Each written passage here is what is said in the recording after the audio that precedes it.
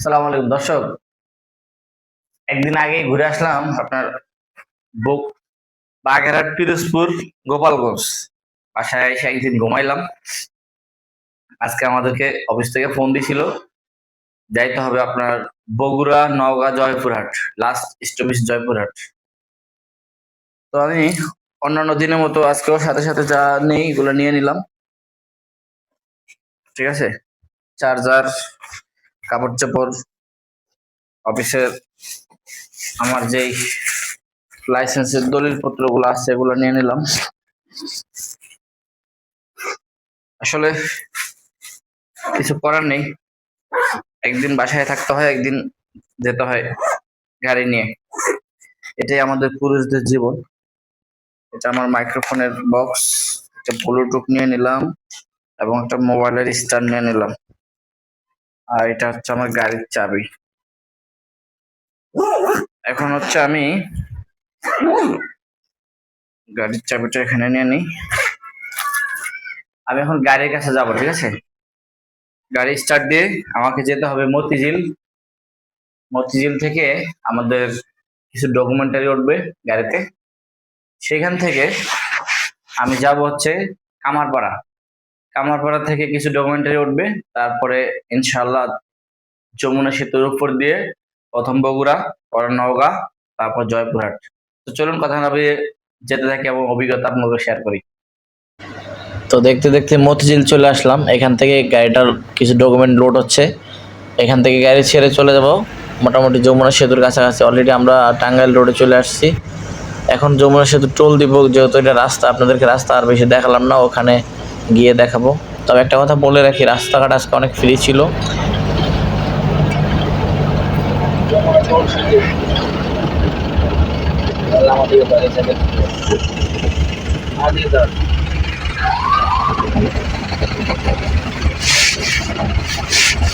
দর্শক, সারা রাত গাড়ি চালায় কেবল যমুনা টোল সেতু আইলাম, আর যমুনা টোল দিব।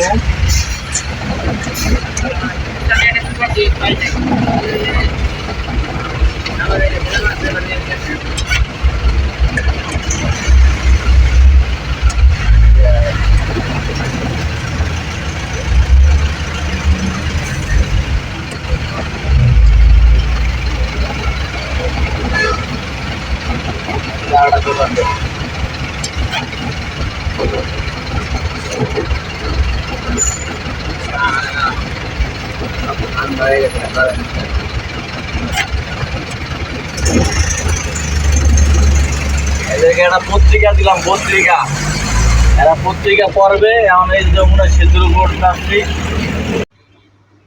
তো যারা গাড়ি চালান তাদের কাছে একটা অনুরোধ থাকবে, আপনারা চোখে ঘুম নিয়ে কেউ গাড়ি চালাবেন না। যখন রাতের শেষ অংশের দিকে চলে আসে তখন কিন্তু চোখে অনেক ঘুম আসে। সেই সময় গাড়িটাকে সাইড করে একটা চা কিংবা একটা কফি খেয়ে নেবেন। কারো যদি পান খাওয়ার অভ্যাস থাকে কেউ পান খেয়ে নেবেন। হ্যাঁ, এইভাবে করে গাড়িটা আপনি যত লং জার্নি করবেন আপনাকে সেই পরিমাণ এনার্জি শরীরে থাকা লাগবে। দেখুন তো আমি যমুনা ব্রিজ পারে অলরেডি সিরাজগঞ্জের ভিতর ঢুকে গেছি। আস্তে আস্তে আমরা জয়পুরহাটের দিকে আগাবো। এখন আমরা আস্তে আস্তে হাটিকুমুর মোড়ের কাছাকাছি চলে আসছি। এখান থেকে সোজা চলে যাব আমরা জয়পুরহাটের দিকে। অলরেডি জয়পুরহাট চলে আসছি। এখন আমরা একটা হোটেল দেখছি, আলামিন নামে হোটেলটা, আমিন নামে সরি। এই হোটেলে আমরা একটা রুম বুকিং দিব।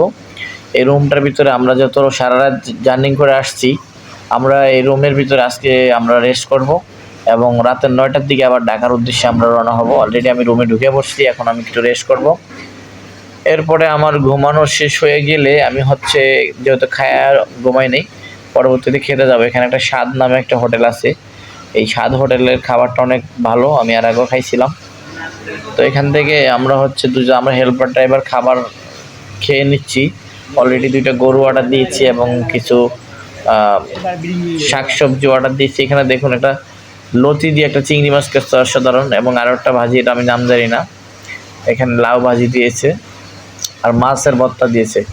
তো মোটামুটি খাবারটা খুব ভালোই ছিল। তারপরে আমি দেখলাম গরু গোস্তগুলো খুবই সুস্বাদু করে তারা রান্না করছে।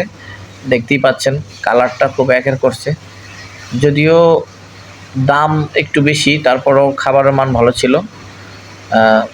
আমরা এই খাওয়া দাওয়া শেষ করে এখানে একটা বিখ্যাত চা আছে, সেই চা স্টলে গেলাম। এখান থেকে দেখতেই পাচ্ছেন উনি হচ্ছে এইখানে অনেক বছর চা বিক্রি করে, আর এক একটা ড্যাগে দেখুন কতগুলো চায়ের জন্য দুধ জাল করে রাখছে। আর আমি বাসার জন্য এখান থেকে নিয়ে নিছি ওনাদের সন্দেশ। এই সন্দেশ 600 টাকা কেজি, আমি হাফ কেজি নিয়েছি। আর হচ্ছে আমরা এখানে চাটা খেয়েছি, খুব অসাধারণ চা। এটা আসলে জয়পুরহাট যদি কেউ আসেন এই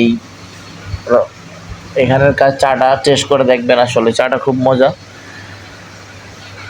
হ্যাঁ, একটা কথা বলি, যেহেতু এখানে শহরের ভিতরে এখানকার চা একটু ভিন্ন ধরনেরই হয়, দামও বেশি। আর এখানকার ওনারা একটা যেহেতু দুধগুলো জাল করে সেইখান থেকে তারা একটা ঘি তৈরি করে, ঠিক আছে? সেই ঘিটা আমাকে তারা দেখালো, এটা অরিজিনালি মোটামুটি 1200 টাকা কেজি চাইলো, পরে আমি আর আনি নাই। এখন দেখতে পাচ্ছেন ঘিয়ের বোতলটা আমার হাতে। আর বন্ধুরা, ভিডিওটা কেমন হয়েছে আমি জানি না, তবে যেহেতু আমি নতুন, আমার চ্যানেলটা সাবস্ক্রাইব করে আমার পাশে থাকুন।